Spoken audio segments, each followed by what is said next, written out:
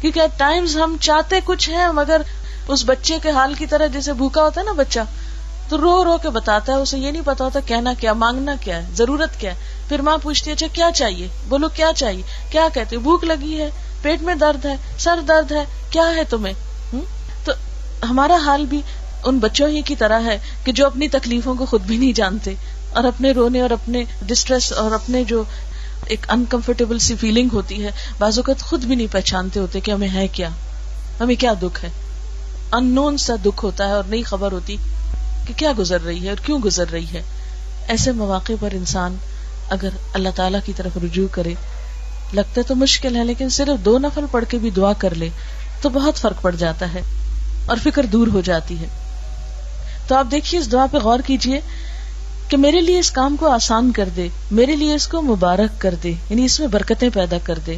اور اگر تیرے علم میں یہ کام میرے لیے برا ہے، میرے دین اور دنیا کے لحاظ سے اور انجام کے لحاظ سے، تو اس کام کو مجھ سے دور کر دے اور مجھے اس سے بچا کے رکھ.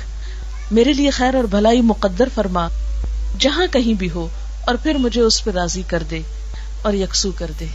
یعنی اگر اس کام میں نہیں اچھائی کہیں اور ہے تو پھر میری رہنمائی کر دے اس کام کی طرف. یعنی کتنی خوبصورت دعا ہے جس موقع پہ مانگی جاتی ہے. پھر اسی طرح آپ دیکھیں مثلا تاریخ طے کر رہے ہیں، مثلا کوئی اور اسی طرح کے اس معاملے میں اہم ڈیسیژن لے رہے ہیں. آپ ذرا سوچیں ہارڈلی کتنے منٹ لگتے ہیں 2 نفل پڑھنے میں؟ 5 منٹ. وضو کو کتنے منٹ لگتے ہوں گے؟ 5 منٹ. وہ جو سارا دن فکر کا بوجھ سر پہ اٹھائے رکھتے ہیں، 5 منٹ میں وضو کر لیں، 5 میں 2 نفل پڑھ لیں اور یہ دعا پڑھ لیں، بہت بہتر فیل کریں گے.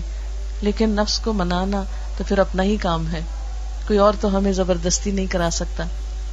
پھر اسی طرح آپ دیکھیں کہ بچوں کی جب بھی شادی ہوتی تو ماں باپ کے دل پہ بنی ہوئی ہوتی ہے نا. میں خود اس کیفیت سے گزری ہوں کہ ایک عجیب سا بوجھ ہوتا ہے کہ اللہ سب خیر ہو، معلوم نہیں ان کی آپس میں بنے نہ بنے، کیا ہو کیا نہ ہو. ایسی ساری فکروں کو اللہ کے حوالے کریں. بس جب فکر چھانے لگے 2 نفل پڑھ کے اللہ تعالیٰ سے دعا کر لیں. نستعینہ، یہ اللہ ہی نے ہمیں طریقہ سکھایا ہے کہ ہم اس سے مدد مانگے، کیونکہ ساری قدرت ساری قوت اس کے ہاتھ میں نا. کتنی نشانیاں ہیں اس کی ہمارے سامنے کہ ساری قوت اس کے ہاتھ میں ہے. مثلاً آپ دیکھیں کہ اس درخت کا ڈیزائن جو ہے یہ ہمارے مرضی سے تو نہیں ہوا. ہم اگر اس کو موڑنا چاہیں، اس کو پھیرنا چاہیں کہ نہیں ہم اب بور ہو گئے ہیں یہ پتوں کا یہ رنگ دیکھ کے یا یہ شکل دیکھ کے تو اس میں کوئی تبدیلی کر دیں، رہے یہ یہی درخت لیکن بس ذرا ڈیزائن بدل دے، تو یہ نہیں ہم کر سکتے. ہوا چلے مرضی ہے اس کی، نہیں چلے نہیں چلے، یہ اللہ کی قدرت ہے نا.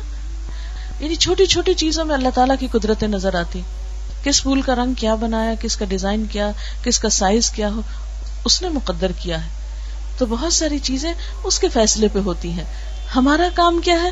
بس اس سے خیر اور بھلائی کے طلبگار رہیں، اس سے مانگتے رہیں، اس سے اچھی امیدیں رکھیں، اس سے اچھا گمان رکھیں.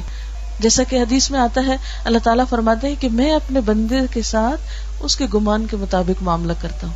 جیسا وہ میرے بارے میں گمان رکھتا ہے میں بھی پھر اس کے ساتھ ویسا ہی معاملہ کرتا ہوں.